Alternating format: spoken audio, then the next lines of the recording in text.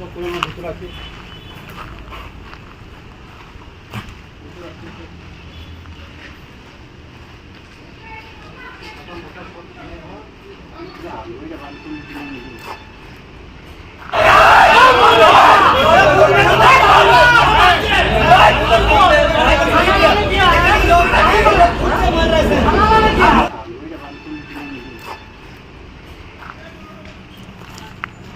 সরকারি বলছে আমরা নাকি রাজ্য গঠন করবে, এই রাজ্য গঠন করবে।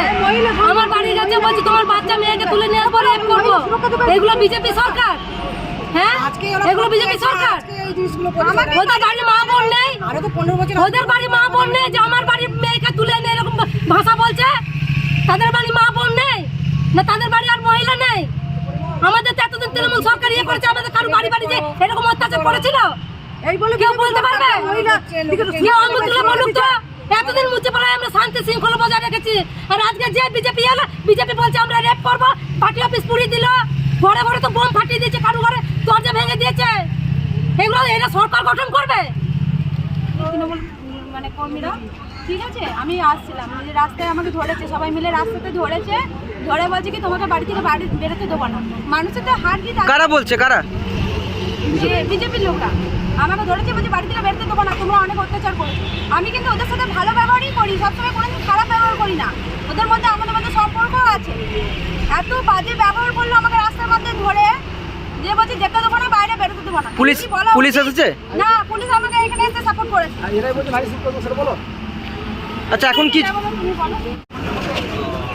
কোথায় ছিল, মানে টিএমসি পার্টি অফিস কোথায় ছিল সেটাই তো জানতে পারছি। পার্টি অফিস যে বলছে ভাঙা হয়েছে, সেটা পার্টি অফিসটা কোথায়? সেটা যদি জোর জবরদস্তি কেউ যদি বলে এটা পার্টি অফিস আমাদের ছিল, তাহলে তো সেটা বলার কিছু নেই। তাই সেরকম আমাদের বিজেপির ছেলেরা এখনও সেইভাবে কিছু করেনি। আমাদের অঞ্চল বিজেপির ছেলেরা যখন গণনার থেকে আসছিল, কিছু ছেলেকে আমাদের বাঁশকুপার বা বামুনারের ছেলেকে ওই রাস্তার উপরে দেখতে পেয়ে পড়ে ওরাই বঞ্চন মারধর করেছে। সেই অভিযোগ আমরা বিধাননগর হসপিটালে আমরা ওকে অ্যাডমিট করেছি, এবং তার আমরা প্রতিবাদে আমরা রোড অবরোধ করেছিলাম। পুলিশ আমাদের আধ ঘন্টা 1 ঘন্টা টাইম নিয়েছে, তার আমরা চাই ওর শাস্তি হোক।